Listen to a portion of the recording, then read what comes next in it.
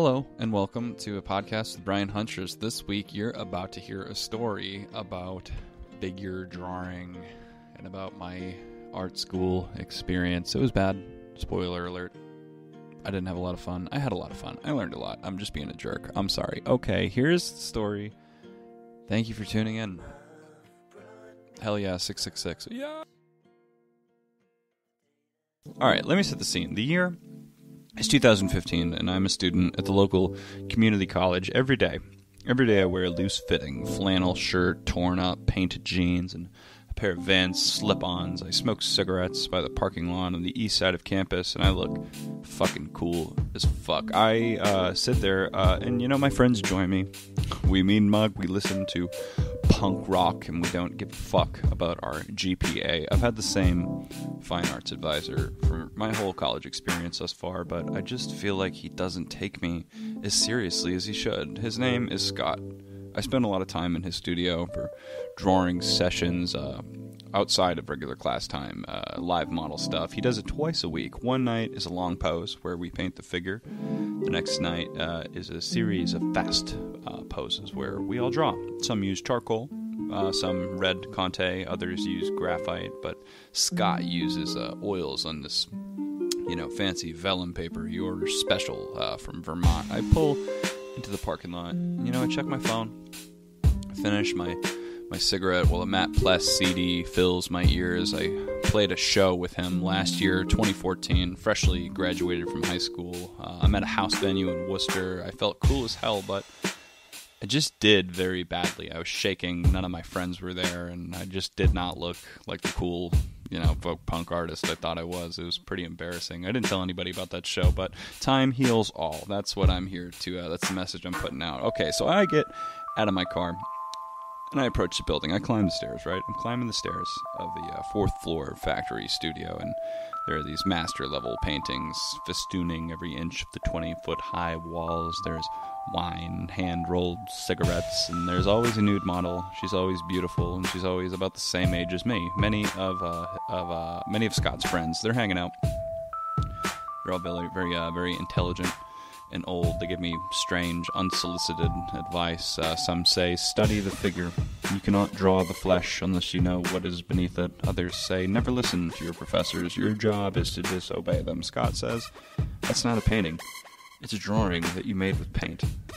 The session begins, and the model falls into a very fluid routine, like she's done it 1,000 times. Each pose is improvised. She looks like a neoclassical painting, but with a septum piercing and a heart tattoo. I imagine her in a Flemish work, wearing a lapis lazuli robe, the Holy Spirit above her head, cherub-like angels all around as she's holding this crudely painted baby Jesus in her lap, with one breast exposed and her eyes cast down. I imagine all the strange and beautiful pieces of artwork that could be made with these elegant and beautiful poses, but I just, I feel inspired until I look down at my own drawings, and they are disproportionate.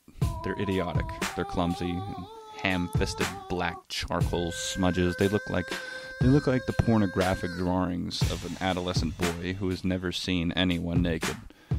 I look over at Scott's easel. I look over at my neighbor's easel, okay? And, she's creating fucking magnum opus in red Conte.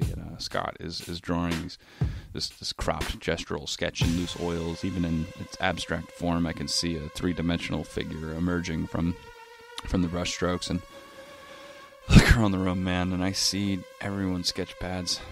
Masterworks, drawings straight out of a RISD MFA exhibition, daring works of art that only I could dream of creating. And I look back down at my piss-poor, smudged charcoal drawing of a deflated blow-up doll, and I want to run out of the room in shame, but I don't.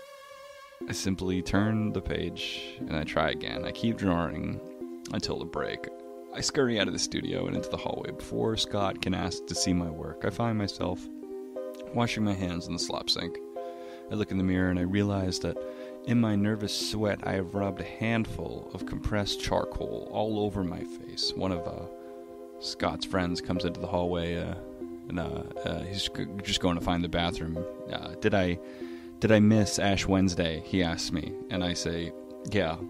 Yeah, I guess so. I turn on the sink as high as it goes, and I dunk my head under the faucet, and I rub some of the hand soap, into my forehead, and I accidentally get some of it into my hair, and I try to rinse that out too, but it kind of spreads, and before I know it, I'm giving myself this fucking half shampoo in the sink in the middle of the hallway.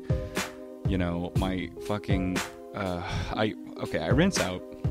I rinse out as much as I can, and then I look at the bottle and notice that it's Murphy's Oil Soap, a highly respected soap company among the greater artist community. It's used for cleaning oil paint. This couldn't be good for my scalp, I think to myself, but I guess it's better than keeping the greasy rat's nest I had before I walk back into Scott's studio, and I hope nobody notices that my hair is now inexplicably soaking wet. I do my best to try and draw and just be casual, but I can't. I think about packing up my things and just leaving, but I'm sure that would be weird too. Should I wait until the next break? Should I stick it out and stay for the whole thing? Maybe I could army crawl under everyone's chairs and then climb down the fire escape. Does this factory building even have a fire escape? I'll just leave my newsprint sketchbook behind and abandon my lunch pail filled with stray bits of pastels and vine charcoal. I feel embarrassed. I feel like everyone is staring at me. My legs begin to subtly shake, and I look quickly at everyone and then back at my sketchbook. Scott looks my way, and so does the retired mass art professor on the other side of the room. I try to clear my throat, but it just sounds like a too loud fake cough. Scott asks me if I'm okay, and I say, yeah, I'm fine. He calls for another break, and I can see he's trying to come over to talk to me, but I grab my sketchbook and I abandon ship outside the parking lot. I feel like a fraud. I just don't fit in with them, I think. They are professors with MFAs, a resume of 60s counterculture, and they look at me like I'm a fool. Half of them were teaching painting classes to seniors the year I was born. They are decades away from me, and they'll never understand. There are no streetlights, no cars on the road, only the silent black night. I feel like crying. But look, I don't. I choke back my humiliation, and I drive over to the 7-Eleven. I park on the side of the building, and I get out of my car to find my friends hanging out by the trash can and ashtray by the door. Melissa is there, with her big plastic-framed aviator glasses, smoking L&M menthols. Sean is there with his black hoodie, big metal plugs in his ears, with a shaved head and a bloody hand tattooed behind his ear. Lexi is there. She is laughing at a private joke with Melissa. We smile, we smoke, and we just shoot the shit because we've got nowhere else to go. Even Joe, Zach, and that older guy named Mark, Homeless Mike, Pat the General, Jay Jones, and anybody else who walks by, they're our friend. I spit, I smoke, we play guitar, we sing. I draw in the sketchbook I keep in my back pocket with a ballpoint pen, and suddenly my art doesn't need to be so perfect. I can draw portraits of my friends, interiors of the convenience store, figure drawings, young men sprawled out on the sidewalk nodding off. I forget about the challenge of the model. I forget about Scott and all of his masterful friends. The 20-foot-high barbed wire fence of artistic academia collapses into itself when I look away from it. It is a barrier that only appears when I acknowledge its existence. In my own environment, I am a poet. I am a renegade. I am one who dares. In theirs, I am a creature, a novice, a young fool. It is fine, and, in this moment, I don't really care. The older folks who built this world, they get to live in it, and they get to enjoy it, and that's fine. The world I'm built for might not exist yet, and that's okay, too. And, as Billy Joe Armstrong wrote, I read the graffiti on the bathroom wall, like the holy scriptures of a shopping mall, and so it seems to confess. It didn't say much, but it only confirmed that the center of the earth is at the end of the world, and I could really care less. When I think about art now, years later, and when I think about academic art and professors and galleries and the whole world, the first thing I notice when I look closely is that it's not monolithic. And the second thing I notice is that it really doesn't mean shit. It's a power that, only exists when you believe in it. And if you're outside of the party, if you're not you're not in on the joke, you're on the outside of things, it's real easy to feel alone. But when you stop looking up at those big marble fucking columns and the bronze statues, you kind of notice that there's like a billion other people standing outside with you.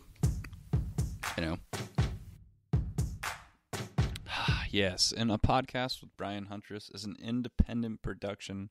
It's on Spotify, iTunes, or wherever. Special thanks to all of my good friends who've been keeping me company digitally through the quarantine and the pandemic. It's been a really fucked up and weird time.